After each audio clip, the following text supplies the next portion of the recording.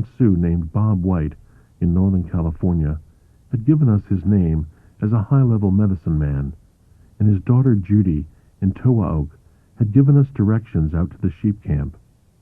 Charlie winces at the words medicine man. Did he tell you I'm a medicine man? How's he know? Charlie's no medicine man.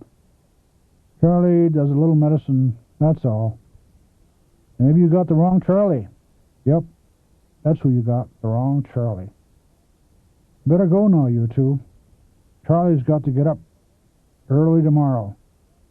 Got to catch me a wild bull up on the mountain. That's me, Wild Bull Charlie. No medicine man Charlie. You fellas got the wrong Charlie. Now, abruptly, he's dead serious again. He studies us through the sunglasses. Maybe you'll come again. But now you better go. Not good two fellas like you be wandering around here after dark. Things can happen at night. Stick people could be out. You got the wrong Charlie. We hang around for the next few days, chasing wild bulls with Charlie and his son Big Jim on the lower slopes of Sleeping Ute Mountain, then attending a livestock auction with the two of them in Cortez. They get used to these two prying white intruders. After the auction, Charlie invites us to come out to his daughter Judy's house the next day. Maybe we talk a little. Next day, before Charlie arrives, we talk to Judy. According to BIA rolls, my dad was born January 1st, 1909. But that's just a date they assigned to lots of older people during a census years ago.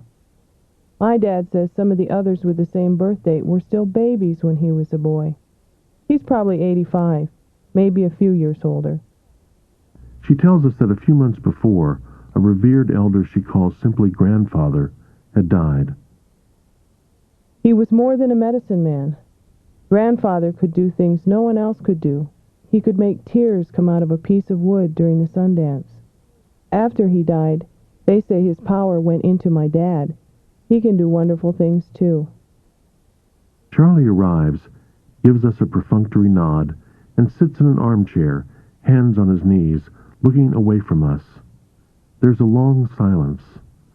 Slowly he pivots around and peers at us through his sunglasses. He says something to Judy in Ute, and moments later she brings out a small cassette player, which Charlie takes and sets on his lap. Charlie's going to play his song for you. From his shirt pocket he brings out a worn-looking cassette and inserts it into the player. He keeps looking at us as if still uncertain whether to proceed.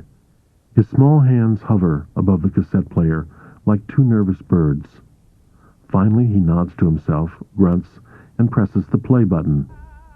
Through the scratchy hiss of the tape comes the half-muffled sound of a high-pitched drum over whose regular beat a man's voice chants out.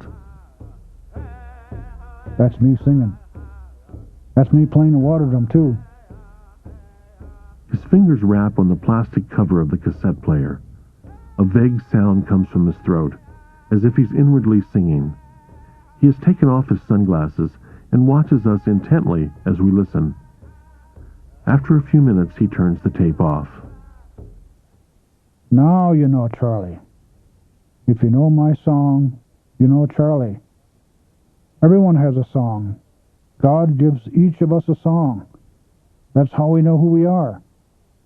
Our songs tell us who we are. And there are other songs, different songs for different things. Some for dancing, some for singing, some for healing. Every sickness takes a different song.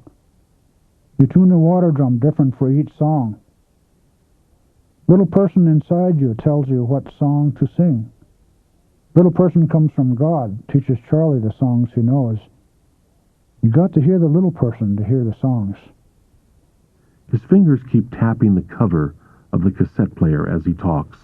When Charlie was a boy, he went up Sleeping Ute Mountain to pray and ask God for a song.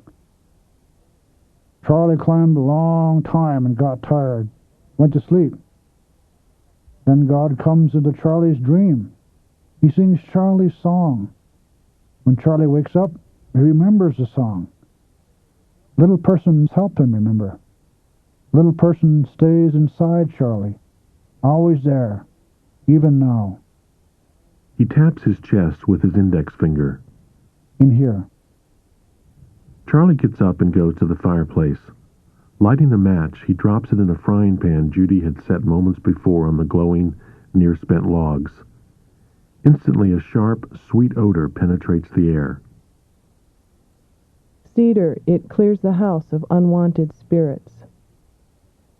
Standing before the fire, Charlie prays aloud in Ute for several minutes. Then, turning to us, he says, Smoke keeps the sick people away. I think they're looking for you two. Last night we seen 'em, right out there, behind the house, like big dogs walking on their back legs. Like this. He raises his arms and struts about like some strange, stiff-legged creature, circling us as if stalking prey. Then he laughs and sits back down, yawning. When you leaving?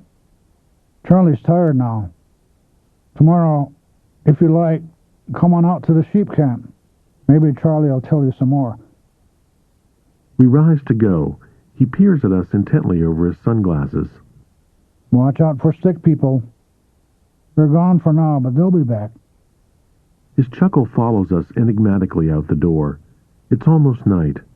In the distance, sleeping Ute Mountain is dissolving in purple shadow. Not a little uneasy, we drive back to our motel in Cortez, absorbed in dark imaginings of the stick people. The next morning, we join Charlie in the cramped confines of his little trailer. In the old days, we had a tent, not a trailer. Charlie was born in a tent. Judy and Big Jim, too. We still use a tent up on the mountain. Seated on the bunk, he wrestles off his cowboy boots and slips on a dainty pair of beaded moccasins. For dancing. The interior of the tiny trailer has a stove, a sink, a small refrigerator, and not much else. Half a dozen cowboy hats are stacked on a shelf above the bunk.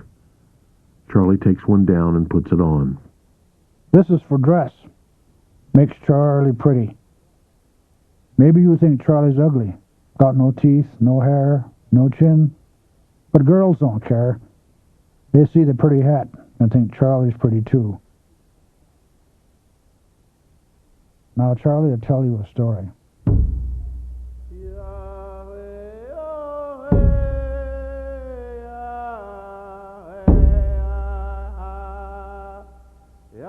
When Charlie was 32 or 33, he got his healing song.